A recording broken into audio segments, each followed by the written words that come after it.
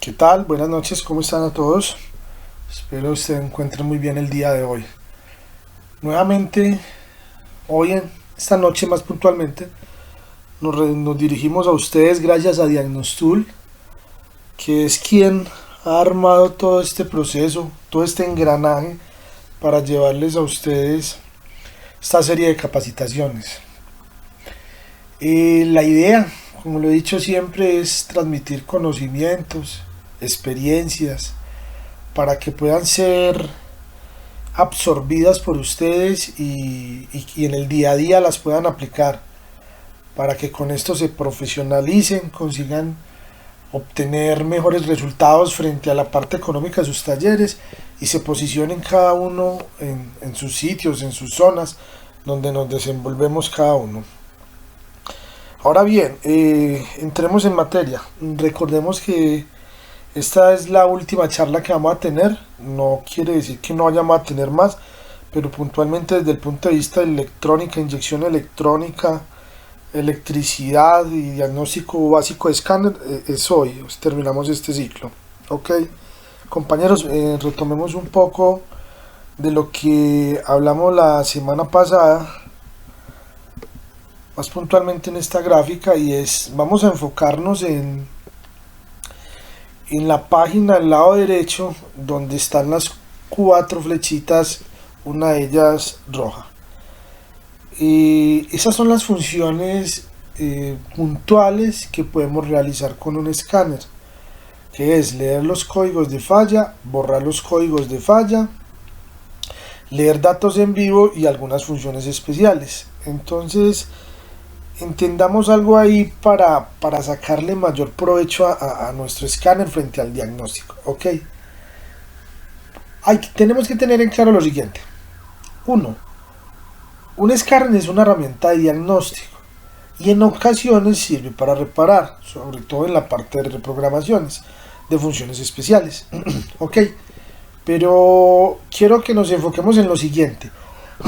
Perdón, el escáner como tal es una guía, es quien nos da un norte por donde nos vamos, es quien nos da la información base, la línea base para comenzar, pero no, no queriendo decir que tenemos un escáner o que compramos un escáner, ya con eso vamos a reparar y que porque solo diagnostiquemos y metamos el escáner a la motocicleta, le damos un código, no.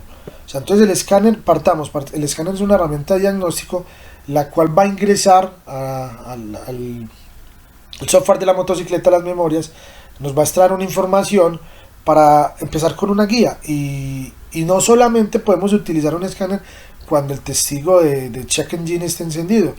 El solo hecho de que vayamos a datos en vivo podemos empezar a analizar, pensar qué está sucediendo en la motocicleta, ok, pero también hay que tener claro que eso es lo que vamos a ver hoy, que hay unas herramientas paralelas, unas herramientas que se deben de tener en cuenta para poder continuar con el diagnóstico. Un ejemplo, tengo un voltaje bajo en el sensor MAP, en el ATPS, tengo una señal, un cortocircuito a masa, bueno, en fin, en cualquiera de los sensores o los actuadores necesitaremos mínimo de un multímetro de calidad para empezar a medir voltajes, empezar a medir masas, señales, ok. Nos dice que hay un código de falla por correlación de árbol de levas y, y cigüeñal. Como mínimo, o como mínimo no, necesitamos un osciloscopio para poder empezar a gestionar y observar. O sea, es más fácil llegar al diagnóstico cuando tú puedes ver, observar.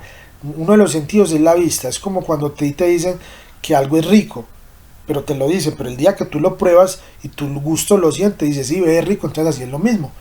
Cuando podemos observar vamos a entender mejor. Eso es lo que vamos a tratar hoy.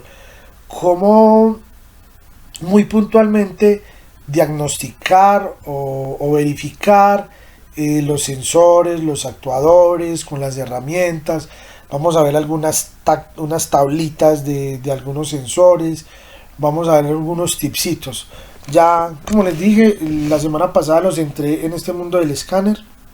Se los quise mostrar de una forma muy gráfica. Hoy también espero que de la manera que les imparta este conocimiento sea lo más práctico posible.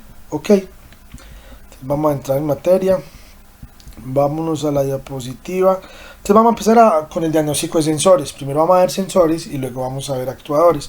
Ok, partamos. Diagnóstico de sensores de posición. Posición de cigüeñal, posición de árbol de levas, posición de la rueda, o sea, cuando tienen ABS, que debe saber cada cuánto está girando qué velocidad está girando la rueda. Ok, partamos de algo para que entendamos. Listo. Los sensores sensan un proceso mecánico, un proceso físico y en algunos momentos un proceso químico. ¿Qué tenemos que tener en cuenta? Aquí estamos viendo una rueda dentada en la parte izquierda, parte mecánica con un sentido de giro.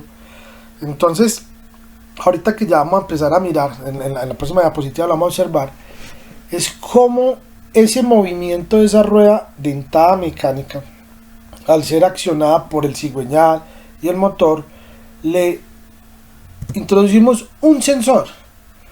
Y ese sensor nos va a estar verificando, nos va a estar monitoreando constantemente el funcionamiento de esa rueda dentada. Entonces partamos. Si esa rueda dentada es perfecta, sí, cierto. Pero si se le revienta cualquiera de estas aristas, cualquiera de estos dientes, ¿qué pasaría? El sensor no va a tener cómo determinar y decirle a usted que es que se le reventó un diente. No. Él simplemente va a mandar una señal de lo que está sensando y sería una señal errónea, y con esa señal errónea la computadora va a tomar decisiones erróneas.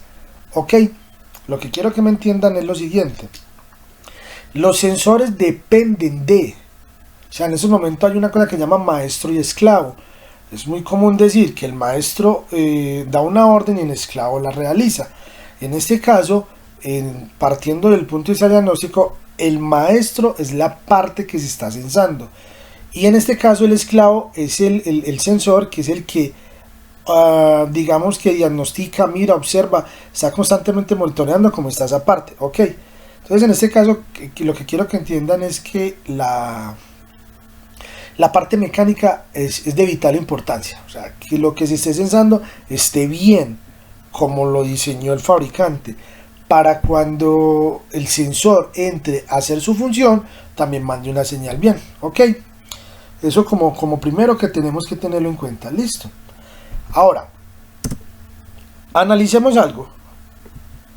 Resulta que este sensor, que tiene una parte física, que es la que vemos ahí, dentro de ese sensor está la parte electrónica y luego tiene un sistema eléctrico.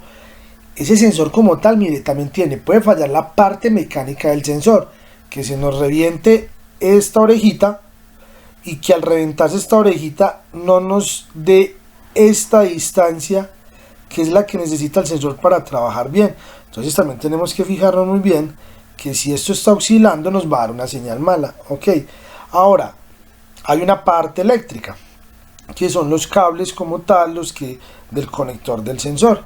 Y ya empezar una parte electrónica más puntual. Mire, aquí vemos que hay una resistencia de 1 kilo. Ok, entonces un sensor como tal, este es un ejemplo puntual, pero todos los sensores, en su gran mayoría, también los podríamos dividir, que el sensor como tal tiene una parte física o una parte mecánica, algunos una parte eléctrica y otros mecánica, eléctrica y electrónica, para que empecemos bien con un diagnóstico.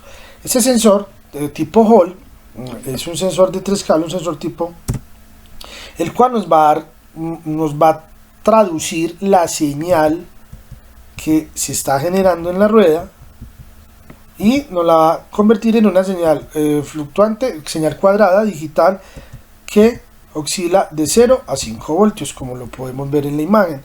Entonces, si hacemos el recorrido es el siguiente. Si ven, estoy tratando de mostrarles gráficamente cómo esta línea circular del lado izquierdo se va convirtiendo en una línea horizontal.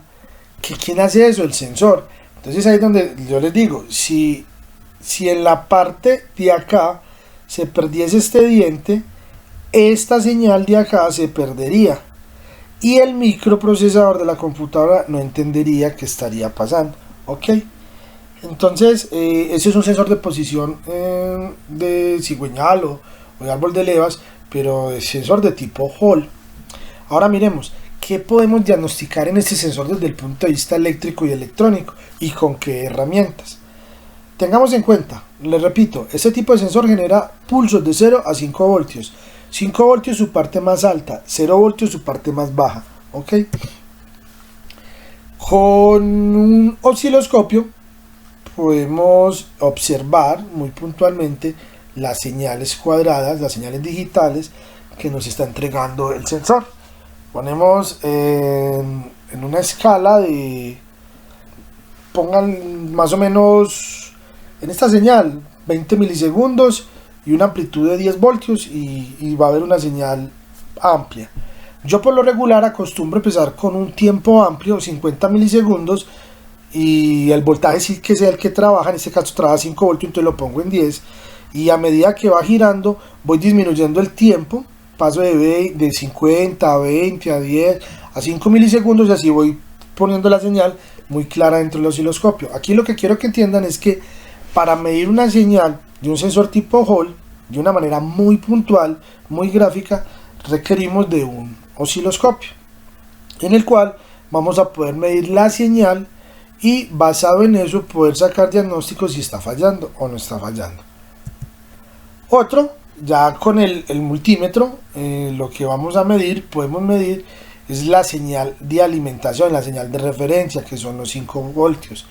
Digamos que puede ser aceptable entre 4.9 volt a 5.1 volt que haya en ese punto. Entonces con el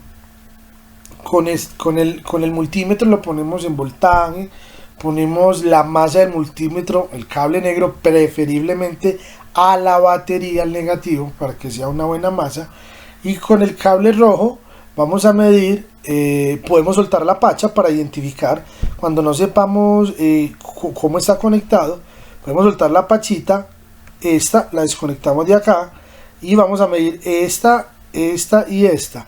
Desconectado nos daría 5 voltios, como esto es una señal full up, también nos daría un voltaje. Esta señal trataría de subir a 5, pero nunca a 5, un poquitico menos, 4.8, 4.7, y por último mediríamos la masa. Así ya tendríamos una idea de cómo está alimentado o cuál es la configuración del sensor desde el punto de vista del arnés. ¿Ok? Otra, las masas se miden, las masas también se pueden medir. Una masa, ojalá esté en 0, máximo que esa masa pueda medir 0.30 voltios máximo, hasta ahí es aceptable. Listo, de más hacia arriba es una mala masa, ese sensor no va a trabajar bien, nos va a dar una información errónea y puede dar un sinnúmero de problemas puntuales. Entonces regresemos, retomemos. Para medir la señal lo ideal es tener un osciloscopio.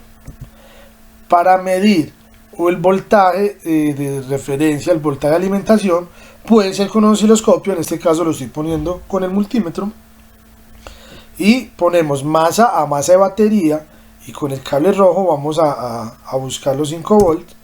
Podemos medir la masa, como les dije, 30 voltios máximo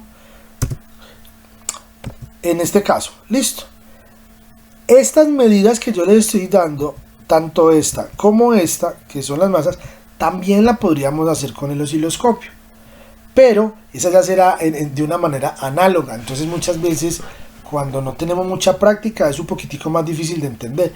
En ese caso por eso les puse estos. Ok, bueno, continuemos. Otro sensor otro sensor de posición, hay dos tipos de sensores de posición, que son los análogos y los digitales. Sería un sensor de tipo inductivo, es la misma teoría. Está la parte mecánica, que vuelvo y repito, es demasiado importante. Si la parte mecánica no está en buenas condiciones, pues el sensor va a sensar mal, valga la redundancia, nos va a entregar una información errónea y por consiguiente la SM o la computadora, la CPU, como usted la quiera llamar, de la motocicleta, va a tomar decisiones erróneas. Acá ya encontramos solo dos cables. En el anterior, miren, encontrábamos tres. 1, 2, 3 cables. Acá solo encontramos 2 cables. Ya no nos entrega una señal cuadrada como esta. Mírenla, en el osciloscopio hay una señal cuadrada. Ya acá nos entrega es una señal sinusoidal. Este tipo de sensor, la corriente es generada alternamente, ¿ok? Esta varía con la velocidad, aumenta la frecuencia, y con la velocidad también en ocasiones se puede observar que aumenta el voltaje, ¿ok? En este caso, ¿qué podemos hacer? Analicemos algo. Miremos el espacio que hay entre estos dos dientes. Izquierda, la parte rojita, acá. Esta distancia es totalmente diferente a esta y esta, que vendrían a ser muy estándar, muy asimétricas, muy similares, deberían ser similares, pero acá digamos que le quitan un dientecito a la rueda dentada para que haya este espacio acá, y así sepa en los motores que son bicilíndricos o tricilíndricos o 4 cilíndricos, ya los motores un poco más amplios, sepan cuál es el pistón 1. Cuando no tenemos sino un solo cilindro, es la que ya todos conocemos, que es la volante con una arista, solo tendría una patica de estas, y eso le indicaría, este sensor tomaría esta información, le diría a la SM que está en punto muerto superior, para poder gestionar el adelante de chispa, para poder gestionar la misma chispa o el encendido, para poder gestionar el pulso de inyección y otras variables, ¿ok? Entonces, en el caso de las bicilíndricas hacia arriba, de 2, 3, 4 cilindros, no importa si es en B o en línea, se debe tener en cuenta que hay un espacio amplio. Y cuando son monocilíndricas, simplemente es la que la gran mayoría de nosotros conocemos, los que trabajamos cilindrajes bajos, que es solo una muesca en la volante, en la parte exterior, en el magneto en la parte exterior, y ahí se fija el sensor de posición de cigüeñal para que nos dé la señal. Ahora, si notamos, la distancia de la línea roja, donde falta el dientecito, es casi que igual donde están los otros dientecitos. Entonces con esto, cuando viene acá y sube acá, en este punto es donde la SM, según esta señal, interpreta que ahí está en punto muerto superior. Ahora, con la herramienta, ¿qué podemos medir?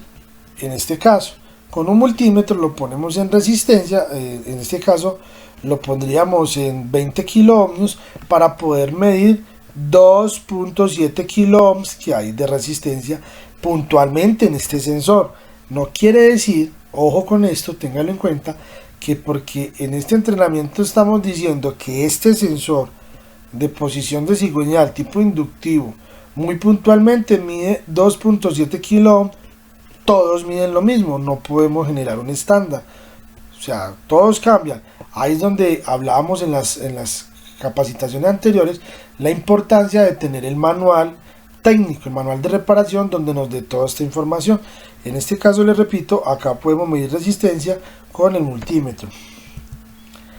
Si quisiéramos encender la motocicleta y observar de otra manera que no fuese con el osciloscopio, en este caso puntual, como la fluctuación o el funcionamiento, o sea, ahí solo vamos a saber que el sensor está generando una señal, no vamos a saber en qué momento está mandando la señal del punto 1. Es decir, si nosotros ponemos el multímetro en corriente alterna, voltaje alterno, ponemos las dos terminales, una a un extremo y otra al otro extremo, así la moto está encendida con harto cuidado, la prendemos, encendemos el motor, él nos va a empezar a mostrar un voltaje variable en el multímetro. Si aceleramos, el voltaje aumenta, si desaceleramos, el voltaje disminuye. Pero repito, simplemente vamos a tener una información de que está girando, pero no vamos a poder hacer un diagnóstico puntual de la calidad de la señal, en qué punto está mostrando el punto muerto superior, o si es de varios cilindros el inyector, el pistón 1. Entonces es de vital importancia. Ahí es donde tenemos que entender qué tipo de diagnóstico vamos a hacer. ¿Okay?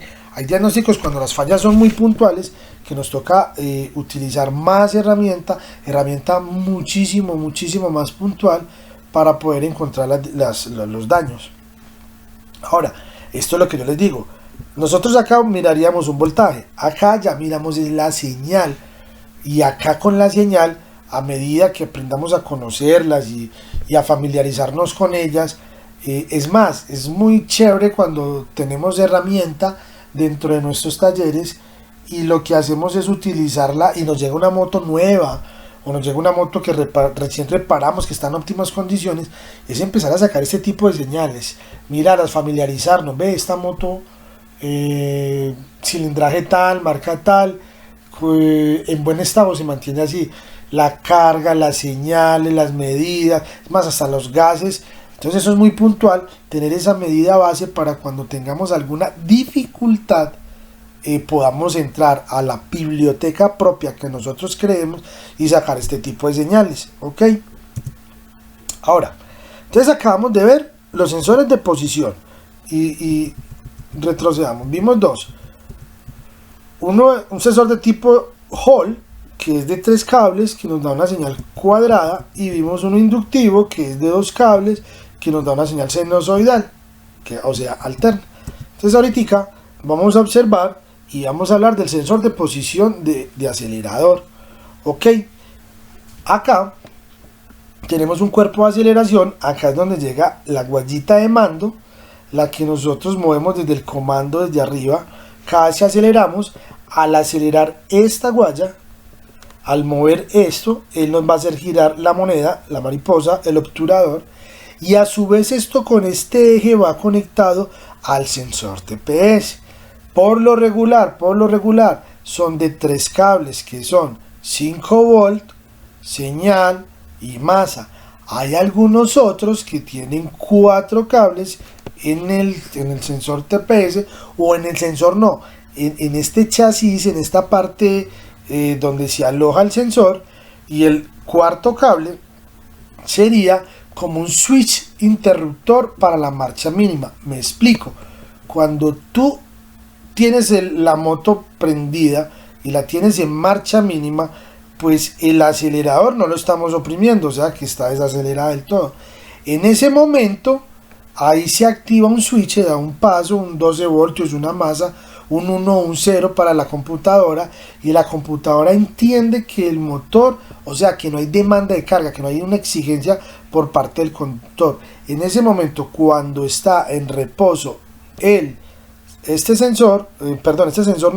esta parte que no lo estamos utilizando, se activa un puente y ese va y actúa sobre la marcha mínima para que empiece a gestionar. En el momento que aceleramos, se pierde esa señal y la SM entiende que ya se está acelerando y deshabilita la marcha mínima. Ok. En otros podemos observar que hay algunos que en ese mismo sensor traen incrustados o dentro, como ustedes lo quieran llamar, otros sensores, que es el MAP o la IAT. En este caso vamos a hablar puntualmente de este sensor posición de acelerador, que tiene 3 cables, que son los 5 voltios y la masa, que es indispensable. Esa es la alimentación para que el sensor pueda trabajar. Y la señal, este es un sensor de un voltaje variable por medio de una resistencia interna. Ok, ahora bien, no nos quiere pasar la diapositiva. ¿Qué nos pasó? Me disculpan, pero ustedes saben que esto es en vivo, puede pasar de todo. Listo, ok, ya, gracias a Dios lo solucionamos. Regresemos. Entonces vamos, el sensor TPS de 3 cables, perdón, vamos a tener unos 5 voltios, la señal y la masa. Ahora, ¿cómo vamos a diagnosticar este sensor? Particularmente, yo siempre comienzo, en este caso, midiendo las masas. ¿Por qué las masas? Porque es que las masas son extremadamente necesarias y se nos vuelven muy puntualmente, en ciertos casos, un error que cometemos de no revisarlas, y nos genera que los diagnósticos se nos demoren más tiempo, o es más, muchas veces ni damos con el error porque nunca medimos las masas.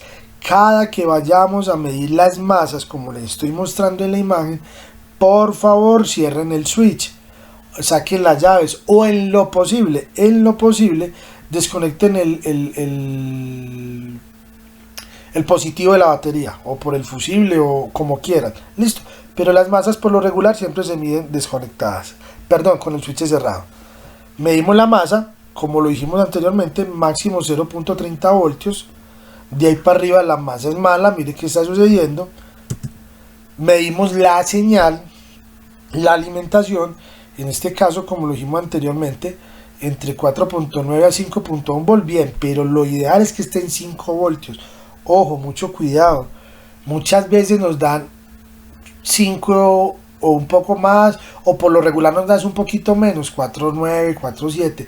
Mucho cuidado, que la batería de nuestro multímetro esté en buenas condiciones, porque una batería de nuestro multímetro ya empezándose a descargar nos van a dar malas medidas, y si hacemos un diagnóstico basado en una mala medida del multímetro, pues imagínense, estamos cometiendo errores, o vamos a poder, hasta que podemos cambiar un sensor o una pieza asumiendo que está mala, volvemos y compramos otra, la ponemos nueva, medimos y sigue la misma falla, pero resulta que el problema es la batería de nuestro multímetro. Entonces tengamos mucha atención en eso.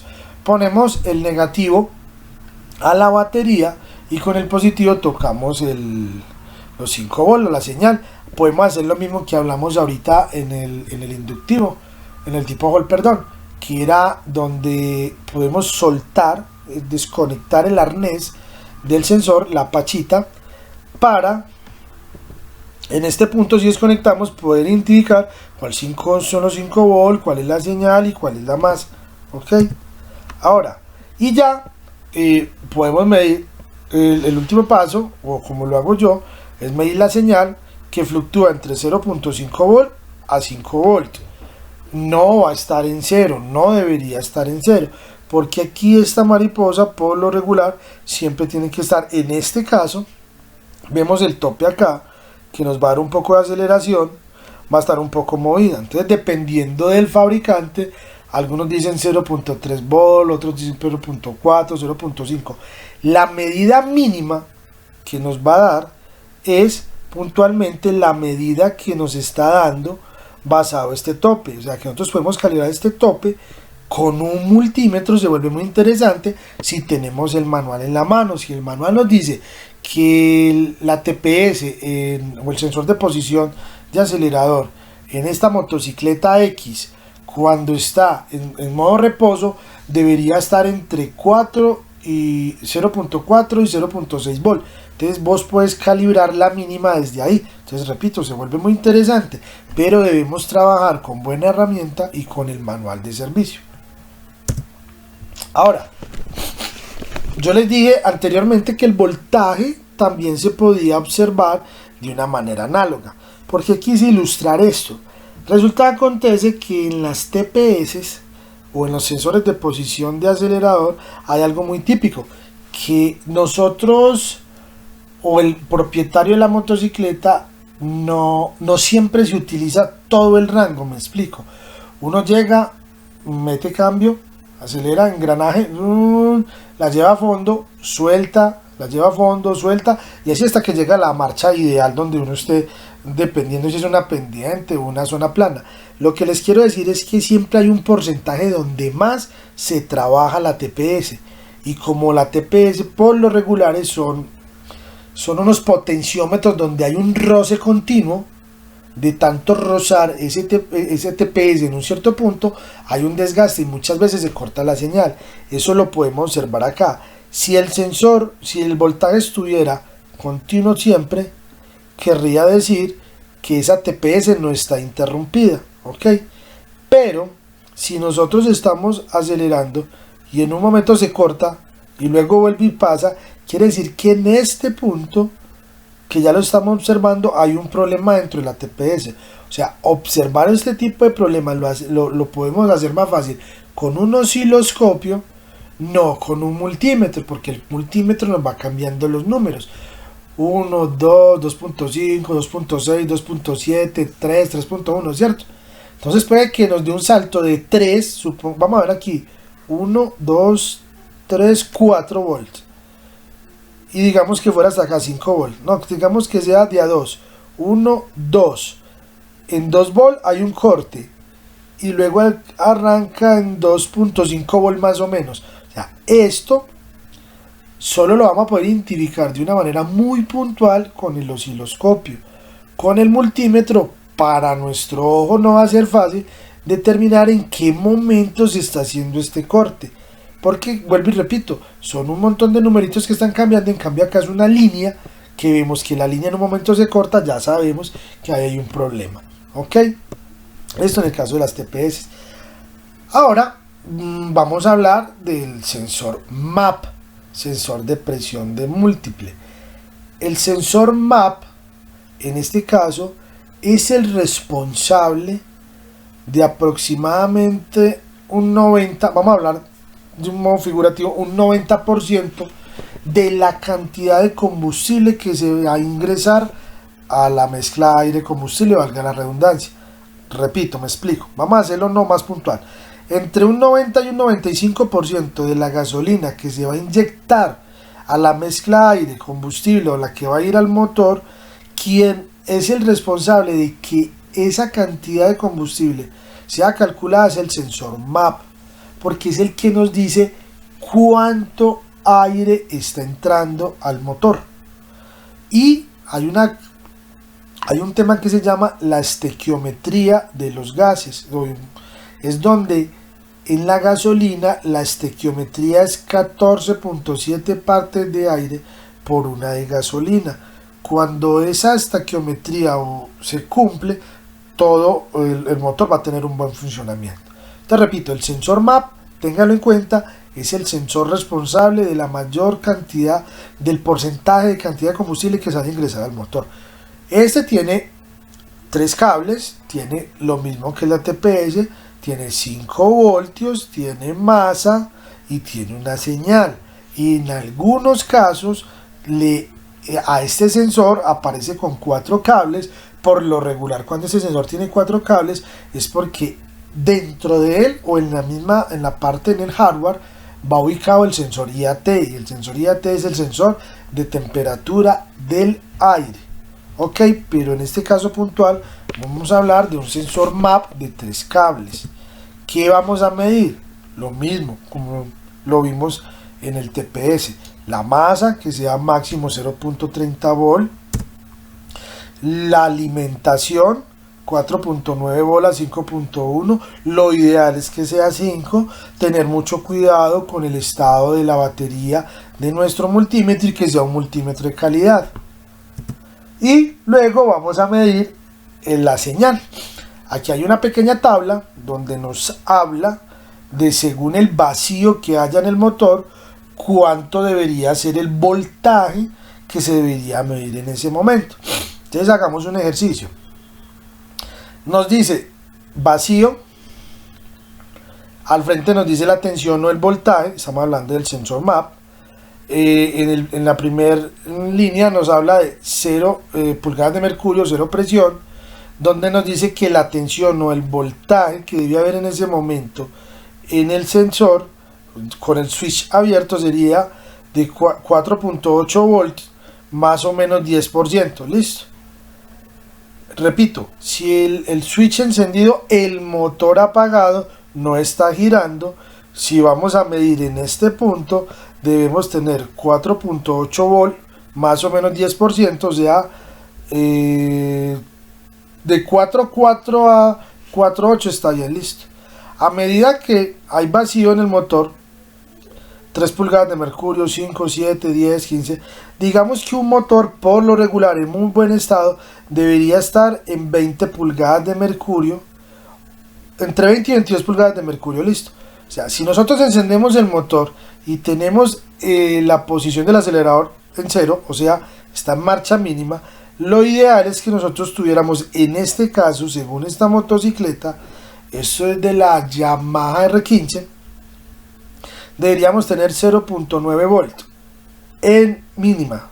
A medida que vamos abriendo el acelerador, va a ser inversamente proporcional. A más acelerador, va a ir aumentando el voltaje, pero se va a ir cayendo el vacío. Observen, 22, 20, 17, 15, así sucesivamente. O sea, aquí es inversamente proporcional. ¿Qué quiere decir? Que a menor vacío, mayor voltaje. ¿Ok? Entonces una prueba que podríamos hacer sencilla es abrir switch.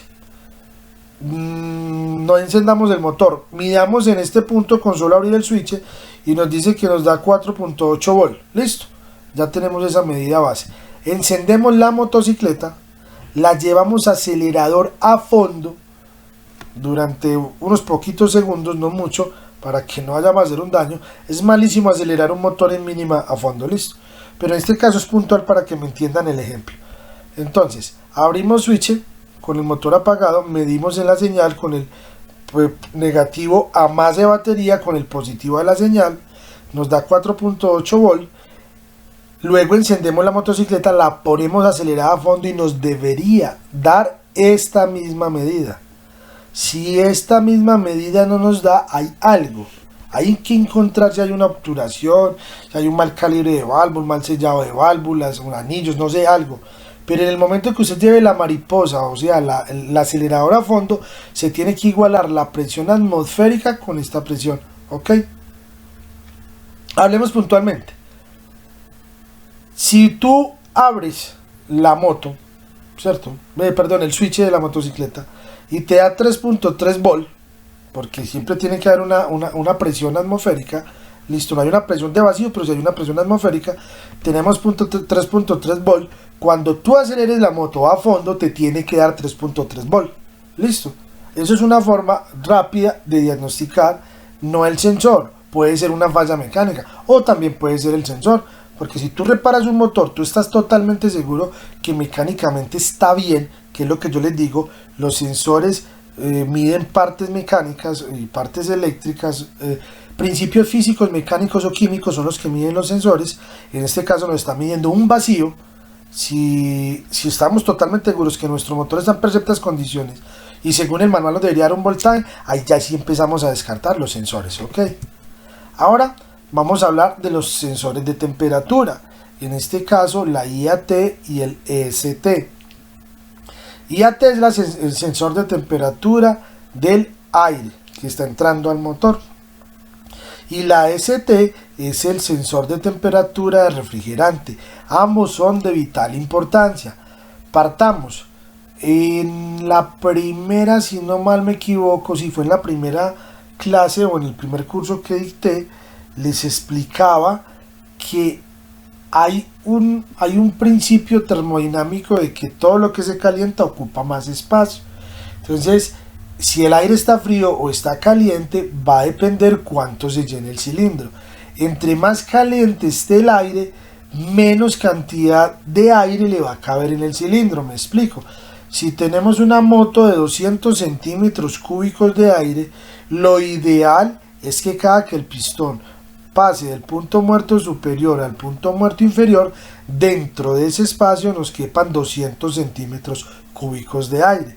¿Cómo se ve afectado este valor? Si el aire tiene una temperatura elevada, cuando el pistón pase punto muerto superior a punto muerto inferior, no va a ser capaz de ingresar 200 centímetros cúbicos de aire. Pongamos un ejemplo cualquiera. Nos van a ingresar solo 180 centímetros cúbicos de aire. Entonces, asimismo, con esa información que ya está calculada dentro de la memoria o dentro de la computadora, vas a ver que tiene que mermar el pulso de inyección. Ok. Y la temperatura del refrigerante, con mayor razón, es saber cómo se está comportando todo el motor como tal desde el punto de vista térmico. Cuando encendemos las motocicletas de inyección electrónica, la lógica sería, en las motos normales, o normales no convencionales las llamo, tenemos que sacar un shock o obturar la entrada de aire para que la mezcla se vuelva más rica y encienda más fácil. Eso en estas motocicletas ya se hace de forma automática. ¿Por qué? Por medio del sensor de IAT y el EST. ¿Qué podemos observar acá? tenemos una parte física, una parte mecánica del sensor, que es donde se aloja la rosca y donde lo cogemos con la llave para apretar. Muchas veces de tanto calor se desune de esta parte, que siendo mecánica la azulita es donde se pega el conector. Listo. Lo otro es el conector eléctrico, y tenemos una termocupla, un termistor, el cual varía su resistencia directamente proporcional a la temperatura que se esté generando en este alrededor. Ok. Ahora, ¿qué tenemos? Tenemos una manera de medirlo. Ok. Tenemos dos cables. Uno es masa directa de ECU y otro es alimentación desde la computadora de 5 volts. Algunas motocicletas tipo KTM, la alimentación de este sensor no es de 4.9 volt, sino de 3.3 volt. Ok, para que lo tengan en cuenta. Entonces, una manera de medirlo o de empezar un diagnóstico sería desconectar el sensor y en la línea roja, como lo vimos en el video del entrenamiento pasado, en esta línea vamos a observar y vamos a medir con el switch abierto cuánto voltaje nos está llegando acá. Repito, en este caso debería ser 5 volts. Hay motocicletas que no son 5 voltios de referencia, sino 3.3 volts. Ok, medimos cuánto está acá desconectado, y cuando empachemos el conector, este voltaje debe caer. Listo. Acá está una manera muy gráfica de mostrar esto, y es la ECU, la CPU, donde entra la información. Esto es un sensor full up desde el punto de vista electrónico. Viene con una referencia de 5 voltios. Entra el termistor, el cual se ve directamente afectado por la temperatura, y la masa se la hace con la computadora. Ok, ponemos nuestro multímetro a masa y nuestro cable positivo al positivo, identificamos, podemos medir cuál es el que nos da el voltaje. Ok, en 20 voltios. Ahora, aquí tenemos una pequeña gráfica. Aquí también, entre estas dos terminales, vuelvo y le repito, esto es una resistencia que se ve afectada desde el punto de vista cuando sea de alguna forma calentada o se genere temperatura. Podemos medir, y aquí nos dice, en este caso puntual, que a 0 grados debe tener una resistencia de 5.000 a 6.500 ohm, a 20 grados de 2.000 a 3.000, a 40 de 1.000 a 1.500, así sucesivamente. Si observamos, a medida que aumenta la temperatura, es inversamente proporcional la resistencia, empieza a disminuir la resistencia. Entonces, otra forma de diagnosticar estos sensores es: ponemos nuestro multímetro en resistencia, ponemos nuestros cables, no importa la polaridad, podría invertirse y nos va a dar la misma medida. Una resistencia no tiene polaridad, para identificar esta situación. Ok, en algunas motocicletas, para que lo tengan en cuenta, algunas traen un tercer pin. Ese tercer pin, por lo regular, es cuando la motocicleta en su tablero trae el relojito digital que nos muestra a qué temperatura está el motor. Ese pincito es de ahí. Entonces tendríamos dos circuitos dentro del mismo sensor, positivo y negativo. En este caso, perdón, las dos puntas de la resistencia, llamémoslos aquí polaridad, ponemos el polo positivo aquí y el negativo, misma resistencia. Si tuviese otro puntico acá, otra terminalcita, en esta pondríamos el cable positivo, y ya el cable negativo lo pondríamos al cuerpo, porque quien haría la masa de ese sensor sería el cuerpo. Ok, ahora aquí también tenemos otra tablita, y que nos dice que a 0 grados la tensión debe estar entre 3.8 a 4 volt, a 10, a 20, a 30, a 50. ¿Qué quiero decir con esto? En este caso también es inversamente proporcional. A medida de que la temperatura aumenta, el voltaje disminuye. Es muy puntual estos sensores, diagnosticarlos bien, porque tienden a desgastarse mucho, porque la temperatura por lo regular pues No es que sea mala, pero sí deteriora las cosas mucho más rápido, ¿ok? Puntualmente tenemos que estar visualizando que no nos vaya a fallar, o en estas partes, tanto por el sensor de temperatura de aire o el de refrigerante, que esta parte del sensor permanezca totalmente limpia. ¿Por qué? Analicen. Miren que entre la parte que lo graficamos acá con temperatura hasta el termistor hay una resistencia mecánica que es el mismo cuerpo del sensor.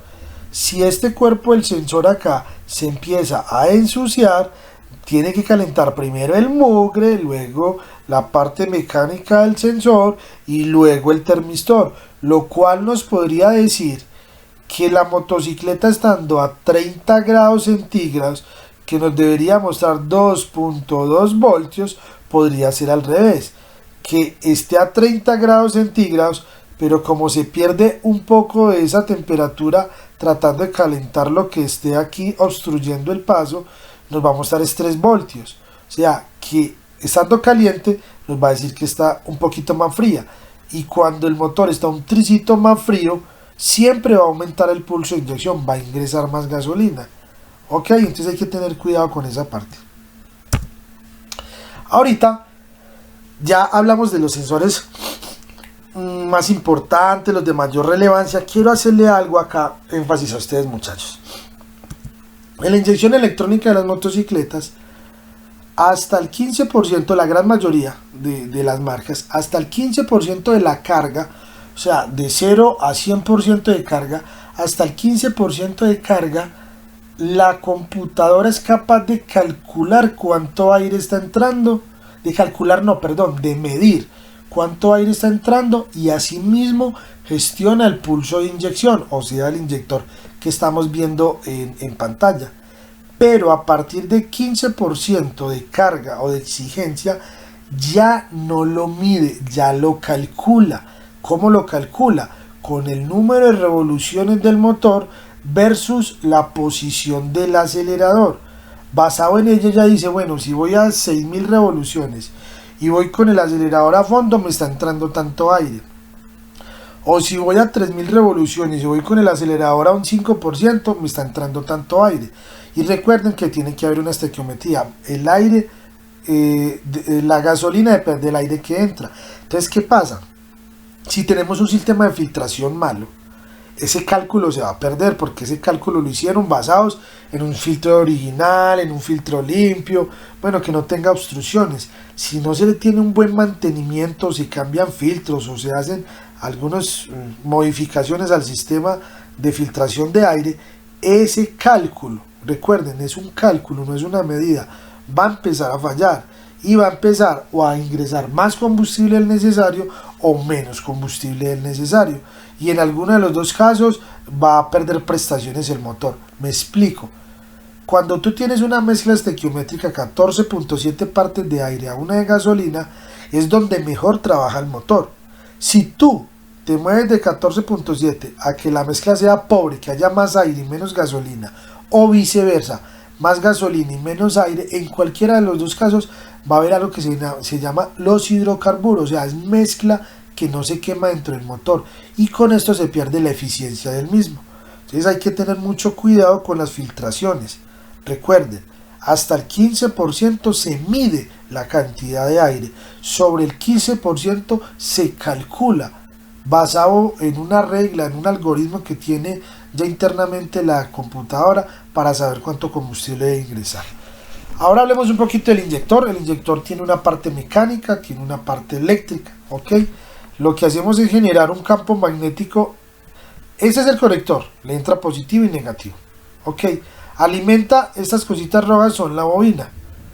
Recuerde que al principio hablábamos que la energía no se crea ni se destruye. En este momento ingresamos energía eléctrica, ella se transforma en energía magnética, y al transformarse en energía magnética hace que esta aguja se desplace hacia arriba, y al desplazarse hacia arriba va a dejar que todo lo que está en amarillo, que es el combustible, ingrese a la cámara de combustión.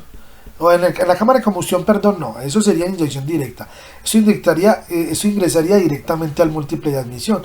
Entonces, ¿de qué depende cuánta gasolina vamos a ingresar? Depende de la cantidad de tiempo que este embolito se mantenga abierto. Tiempo abierto versus cantidad de combustible, ¿ok? Entonces, ¿qué hace la computadora? Para que me entienda. Como ella ya sabe que si deja activado el inyector, por un milisegundo, o sea que eso se queda aquí un milisegundo, le va a ingresar 1 cm³ de gasolina. De una manera fácil para que hagamos el cálculo.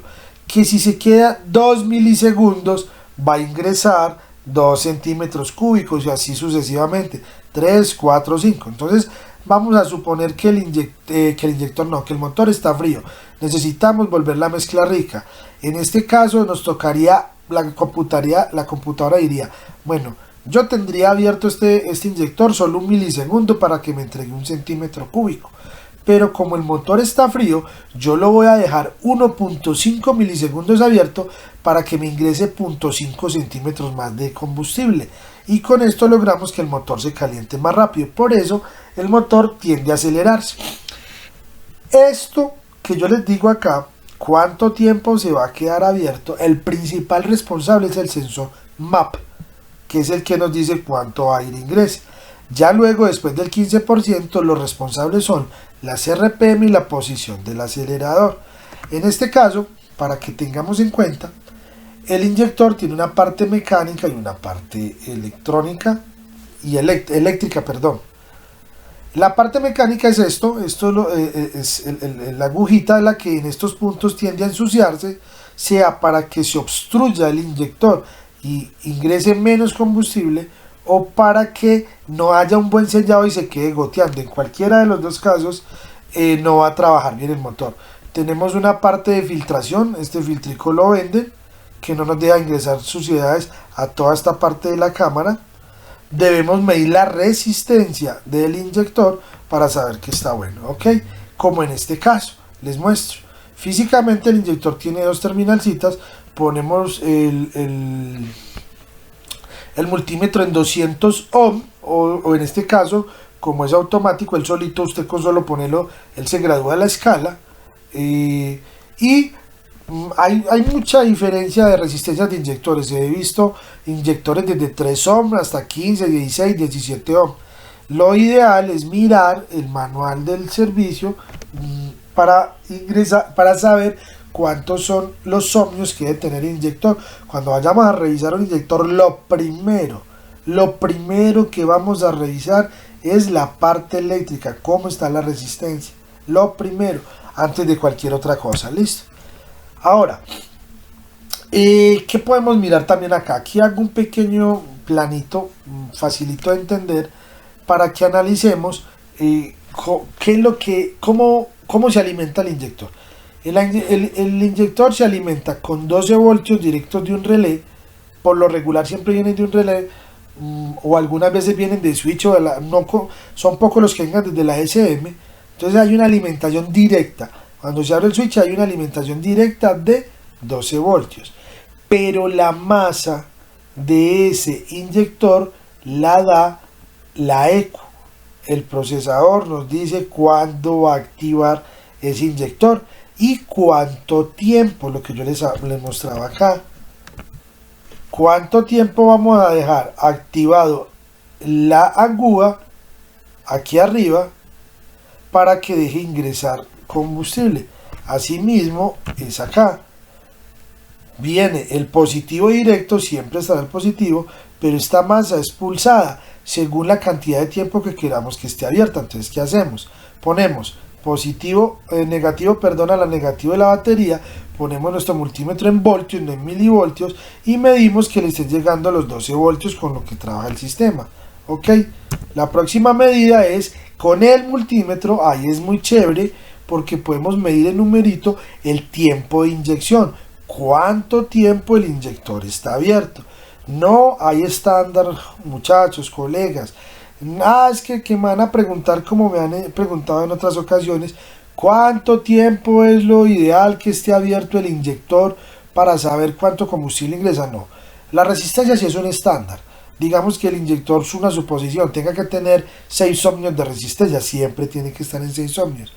Pero el tiempo de inyección es muy variable, depende de muchas cosas: cantidad de aire, temperatura, posición a nivel del mar, carga, bueno, infinidad de cosas. Entonces lo que necesitamos saber acá es cómo medirlo, que la computadora si nos esté gestionando un pulso de inyección. Lo otro se vuelve ya más bonito: con el multímetro podríamos ver cómo está haciendo este pulso de inyección, cuánto tiempo está dejando abierto el inyector o cuánto tiempo lo está dejando cerrado. Esto empezaría a mover. ¿Qué quiere decir? Que cuando estos punticos de acá, los más corticos, están aquí abajo, es porque en ese momento la computadora aterrizó la masa del inyector y lo dejó abierto. Aquí, según esto, está trabajando más o menos a un 25% de ciclo útil este inyector. ¿Ok? Ahora, vamos a hablar ya de la bobina. Entonces ya hablamos de un actuador, que es el inyector.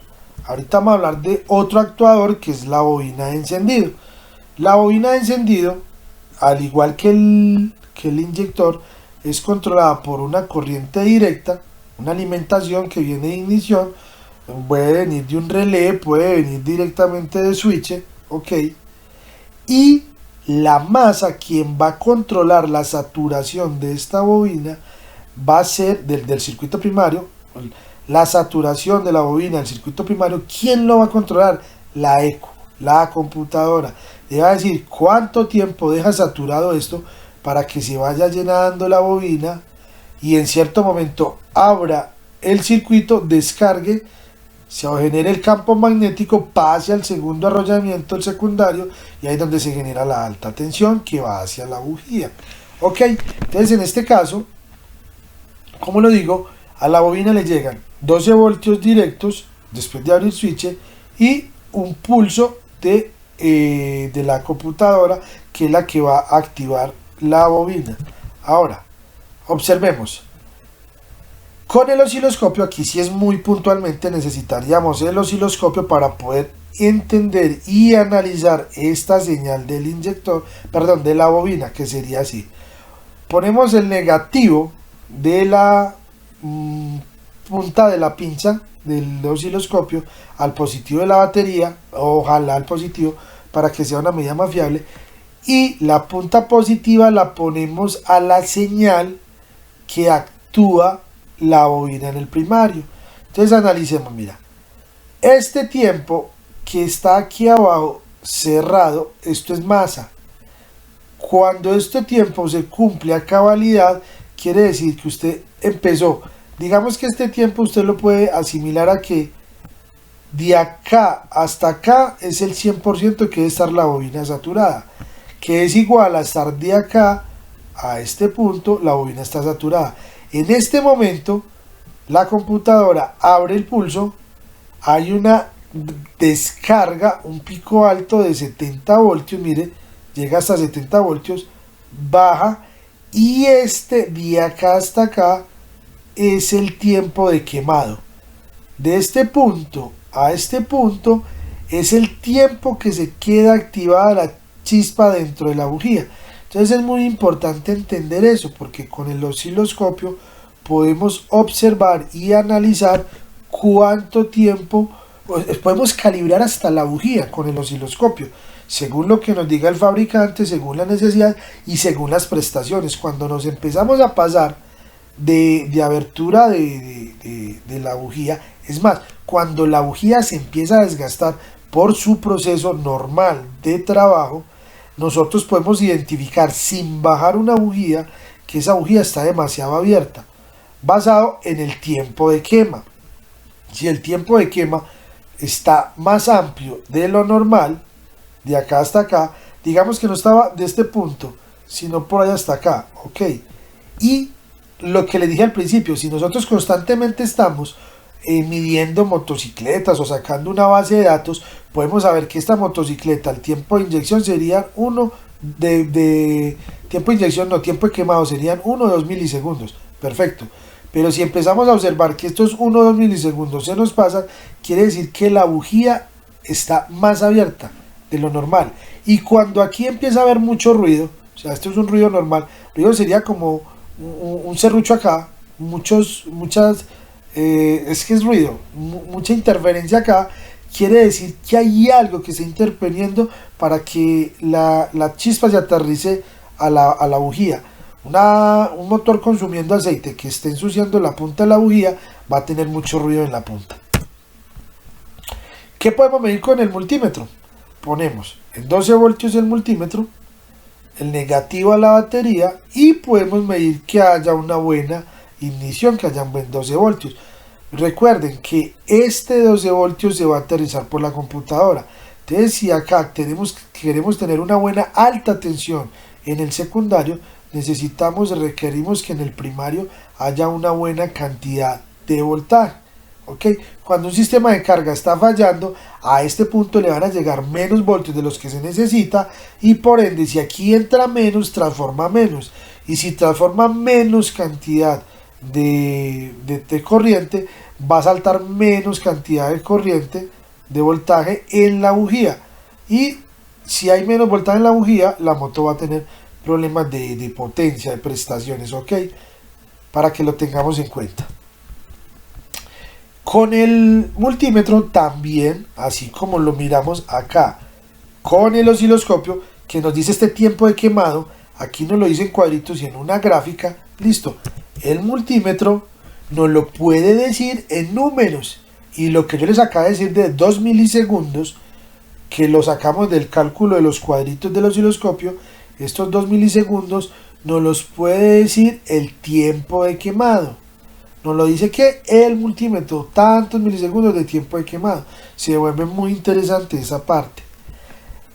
En la bujía, en el cable que va hacia la bujía, podemos observar o podemos medir especialmente con este multímetro cuántos kilovoltios están saliendo hacia la bujía y cuánto es el porcentaje de aporte de este cilindro o de esta bujía para la mezcla aire-combustible, o sea, cuán eficiente está siendo. Entonces, con este multímetro lo ponemos en ignición, en voltaje, pico de ignición de voltaje, y ahí nos va a mostrar cuántos kilovoltios están saliendo por la bujía. Una cosa es que nosotros observemos y digamos, miremos, soltamos el capuchón, le damos encendido y vemos que salta una corriente de un punto A a un punto B, pero la vemos. O de pronto hasta la escuchamos, pero no tenemos cómo medirla. Lo interesante es cuando la podemos medir y saber cuántos kilovoltios están saliendo por esa bobina. Vamos al manual del fabricante o empezamos a hacer, vuelvo y le repito, nuestra biblioteca y decimos que por ahí tienen que salir 3 kilovoltios o 3000 voltios. Y encontramos un motor, una motocicleta que nos están saliendo, no sé, 1800 voltios. Bueno, no hay 1200 voltios. Empecemos a buscar por dónde está el problema y todo eso lo hacemos con estas herramientas de diagnóstico. Y todo esto, si ustedes miran, siempre participa la ECU, la computadora, y todo esto nos lo va a decir el escáner basado, sin necesidad de haber códigos de falla, ojo, sin necesidad de haber códigos de falla. Analizando los datos en vivo nosotros podemos llegar a ciertas conclusiones con el escáner, pero el escáner no va a ser capaz de irme a medir el kilovoltios que hay en la bujía, lo tenemos que hacer con el multímetro. Listo, ok, por eso es que es lo interesante del diagnóstico, dónde nos estamos ubicando. Ahora, en este caso también podríamos medir, ya con el switch cerrado, podemos medir la resistencia del circuito primario. Ponemos en ohmios nuestro multímetro, ponemos el cable rojo al positivo de la bobina y nuestro cable negro a la masa de la bobina, y nos va a decir una resistencia del primario. Nos va a decir cuán bueno está, depende de esta resistencia, miramos el catálogo y miramos si están los parámetros.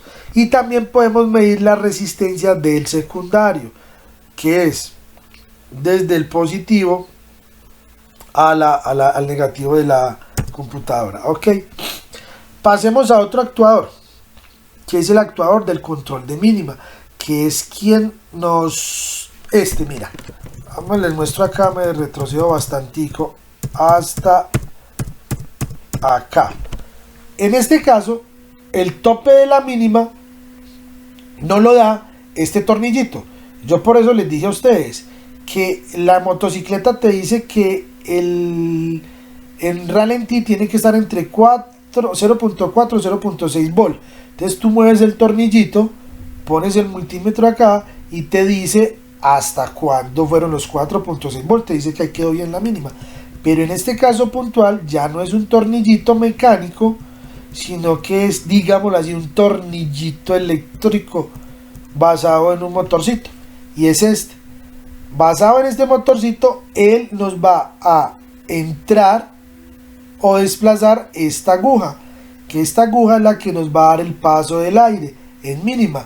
Entonces en este caso la mariposa estaría cerrada del todo, y cuando va a quedarse la moto en mínima, el motor en mínima, esa agujita se sube o se baja, que es cuando yo les decía que la TPS, cuando tiene 4 cables, es el control de mínima. Quiere decir que cuando la valvulita, cuando el acelerador está en 0, se activa una señal a la computadora y en ese momento pone a que la IAC trabaje, o el actuador de control de mínima, o la FIT, como la llama, FIT, que la llaman en Yamaha. Listo. Entonces, ya eso es un control eléctrico, electrónico de la mínima, para que las marchas, para que la revolución mínima se sostengan. Aquí es donde en el escáner analizamos, cuando yo le hablaba de funciones especiales, hay que calibrar estas, porque ellas se descalibran. Tienen la capacidad, la computadora, a medida de que se va habiendo desgastes y muchas cosas, ella se va adaptando. Entonces cuando reemplazamos cuando tenemos una mínima inestable, ahí es donde el escáner se vuelve una herramienta de reparación y nos ayuda a diagnosticar primero y saber que hay una marcha mínima inestable, que el sensor de oxígeno está con una mezcla rica, con una mezcla pobre, que el pulso de inyección se está avanzando, bueno, y basado con toda esa información se está dando que el sensor de temperatura está defectuoso y está haciendo fluctuar mucho esta valvulita, o la está poniendo en la posición que no es. Listo. Entonces ahí el escáner lo utilizamos para diagnosticar, pero en otros casos esto se ensucia en esta punta, no da un buen sello, se hace un mantenimiento, se limpia, se le hace aseo, mantenimiento preventivo, y cuando tú la montes tú tienes que calibrar esa IAC, y eso se hace directamente con el escáner. Entonces repito, en el escáner ahí en ese momento sí se vuelve una herramienta de reparación, no de diagnóstico. Ok, tenemos dos tipos de válvulas, como lo podemos ver acá. ¿Cómo las identificamos? Y es 1, 2, 3, 4 terminales, 1, 2, 3, 4. En este caso la configuración es que hacia el lado izquierdo tenemos una bobina y hacia el lado derecho tenemos otra bobina. Caso diferente acá, 1, 2, 3, 4. Entonces decimos que el 1 y el 4 son una bobina, el 2 y el 3 son otra bobina. Eso es lo que tenemos que tener en cuenta para saber cómo funciona cuando vayamos a reemplazar una y no tengamos la certeza y la seguridad de que es. Medimos la resistencia entre los pines y ya sabemos la configuración de cuál es la que debemos comprar, reemplazar. No que solamente físico nos dé, que es igualitica, que tiene los mismos pines, que me casa todo. No, también tenemos que saber la configuración eléctrica que tenga. ¿Qué vamos a medir acá? Sencillo, con el multímetro, lo que acaba de decir, la resistencia. Medimos cuánta resistencia hay. Si queremos saber la resistencia, esa nos la da el manual. Aquí en este caso lo que quiero que me entiendan es que medimos para identificar cómo es la configuración. En este caso mediríamos esta resistencia. Si en esta nos da resistencia, ya sabemos cómo es la configuración.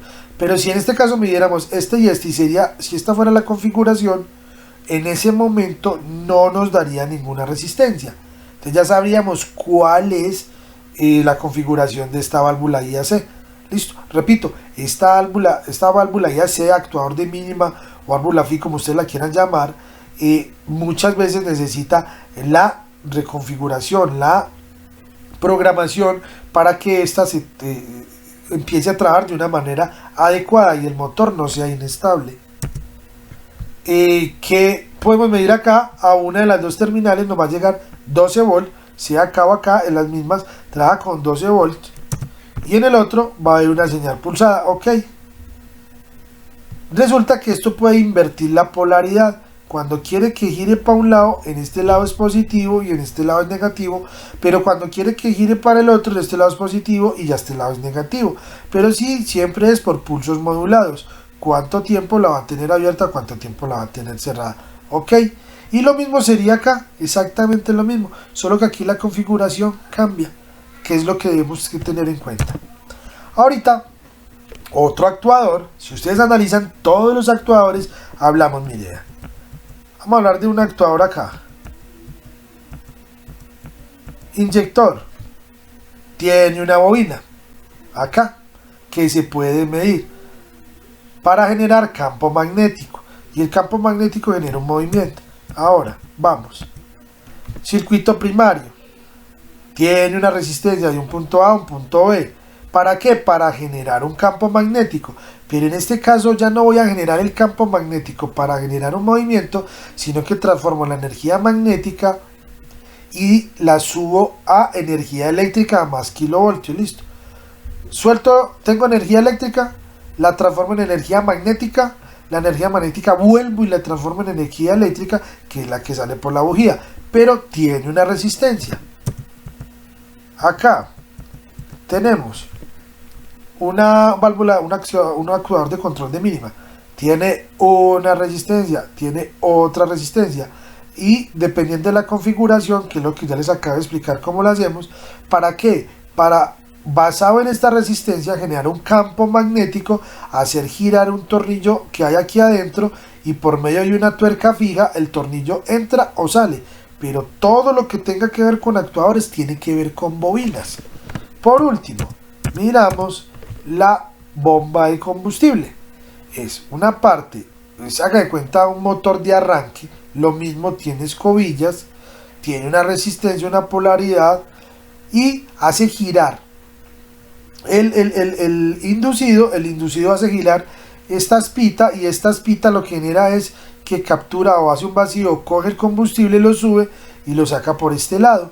Pero todos los actuadores dependen directamente de una resistencia, y a todos les podemos medir una resistencia. Ok, todo actuador tiene una resistencia.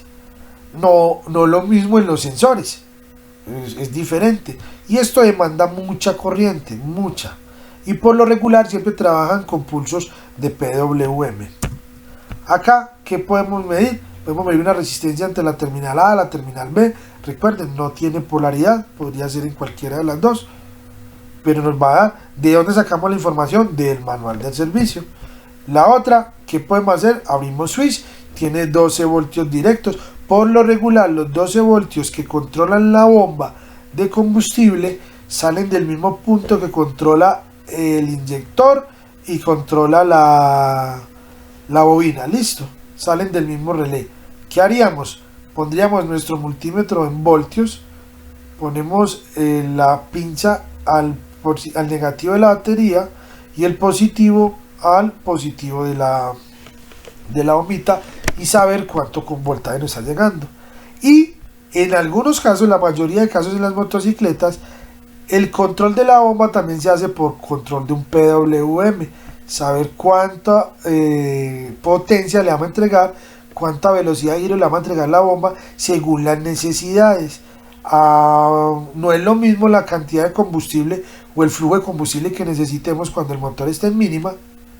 Esto lo controlaría así, pero si tuviéramos un flujo de combustible o unas revoluciones altas, esta línea se nos correría hacia la izquierda, para acá, para que estuviera generando más potencia la bomba y por ende entregara más combustible para la inyección. Ok, bueno muchachos, espero estas 3 charlas que les di les sirva para que ustedes se hagan una autocuestión.